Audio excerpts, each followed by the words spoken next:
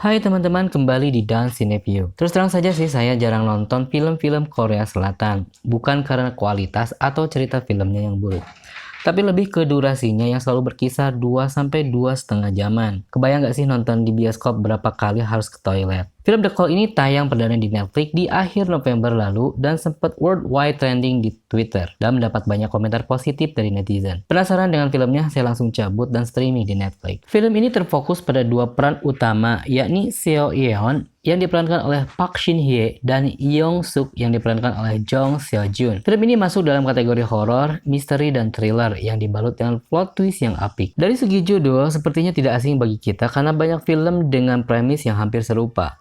The Call artinya panggilan via telepon. Awalnya saya menyangka ini film pasti mengenai teror-meneror berupa panggilan makhluk halus atau penjahat yang meneror. Tapi prediksi saya meleset guys. Ternyata film ini menyajikan premis yang lebih rumit dan di luar dugaan. Salah satunya adalah mengusung tema lintas waktu. Film ini dibuka dengan kembalinya Seo Yeon ke sebuah rumah yang sudah lama ditinggalkan. Kondisi rumah yang berantakan, kotor, dan tidak terawat itu menyisakan sebuah misteri.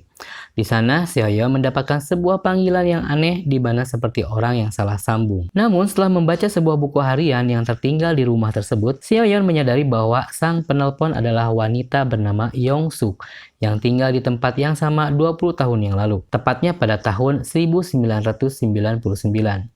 Young Suk berada di tahun 1999, sedangkan Seo Yeon di tahun 2019.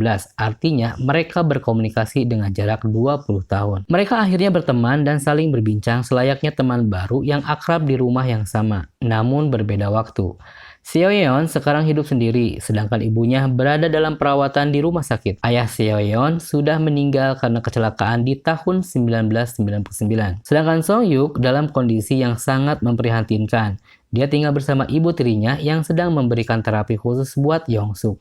Young Suk seperti sedang sakit jiwa atau kerasukan. Dalam percakapan telepon jarak jauh itu, Young Suk mengusulkan untuk menyelamatkan ayah Seo Yeon yang meninggal karena kecelakaan berupa kebakaran rumah. Young Suk mengendap pergi tanpa sepengetahuan ibunya untuk menyelamatkan ayah Seo Yeon dan berhasil. Dengan keberhasilan itu, tiba-tiba Seo Yeon mendapat panggilan dari smartphone-nya yang tak lain dari ayahnya. Otomatis keadaan rumah itu berubah menjadi suasana rumah yang jauh lebih sejahtera dan bertemu kembali dengan sang ayah dan ibunya yang sehat. Artinya, upaya Young Suk itu berhasil. Namun, keberhasilan yang dibuat itu tidak berlangsung lama, malah menjadi sebuah malapetaka di balik perubahan di masa lalu itu. Jika kamu penasaran, langsung saja nonton filmnya di layanan streaming film Netflix. Di film ini, setidaknya ada beberapa hal yang akan saya ulas baik yang positif dan negatifnya. Dari segi plot cerita, film ini memang unik dan menarik untuk ditonton.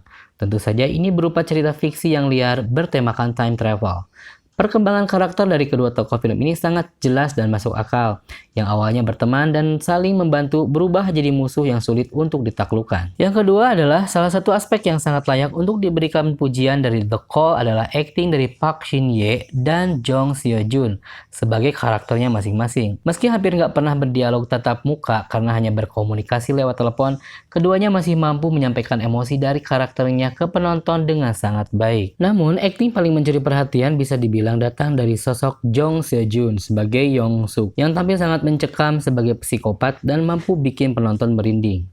Lalu, akting memukau dari Jong Seo tersebut pun dilengkapi oleh performa apik sejumlah aktor lainnya yang terlibat dalam film ini. Salah satunya adalah Shin Hye yang menggambarkan ekspresi ketakutan dengan sempurna meski hanya diteror lewat telepon saja. Kalau dibandingkan dengan penampilannya di film Alive beberapa waktu lalu, akting Shin Hye jauh lebih ekspresif di film ini yang tentunya lebih baik. Yang ketiga adalah dalam sebuah film thriller, scoring tentunya sangat berperan penting dalam membangun nuansa menegangkan yang ada pada filmnya.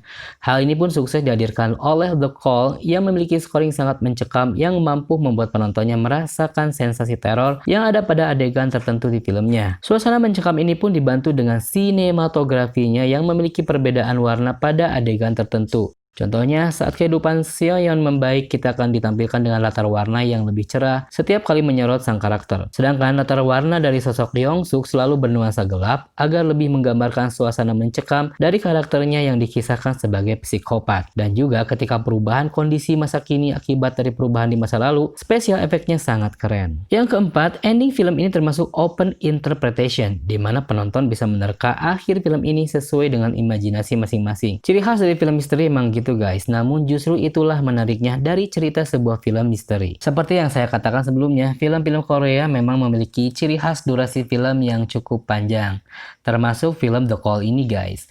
Kamu harus siapkan air teh atau kopi cemilan berupa gorengan dan sebagainya sebelum kamu siap nonton filmnya. Yang kedua, sampai saya selesai tonton film ini tidak dijelaskan mengapa mereka bisa tersambung dari masa lalu. Apakah karena telepon yang dipakai mereka ajaib, atau apakah rumah mereka memiliki lorong dimensi ke time travel? Yang ketiga, di scene akhir kita lihat Yongsuk bertemu dengan Seoyeon, yang artinya Yongsuk yang umurnya 20 tahun lebih tua. Tapi ya kok terlihat gak beda, hanya dibuat lebih dekil aja. Ini memang kalau saya perhatikan kelemahan film Korea Selatan atau di drama Koreanya, jika masalah pemerannya muda atau ketika tuanya selalu gagal. Bisa jadi tim make up-nya belum secanggih film-film buatan Hollywood. Oke guys, ini semua hanya komentar pribadi ya, yang tentunya sangat subjektif dan kamu tidak harus setuju, yang pada akhirnya penilaian kembali ke selera masing-masing. Pesannya adalah sesuatu yang sudah terjadi tidak seharusnya berubah dan tidak untuk diharapkan berubah. Tutup dan abaikan telepon dari seseorang yang tidak kamu kenal. Jangan gambling, kita tidak tahu orang tersebut baik atau jahat. Jadi gimana guys, tonton atau enggak sih film ini? Jawabannya adalah tonton. Bagi kamu penggemar film horor, thriller, atau misteri, film ini sangat layak untuk ditonton. Demikian review singkat dari saya, semoga menjadi referensi bermanfaat bagi kamu pecinta film. Sampai jumpa di video menarik lainnya.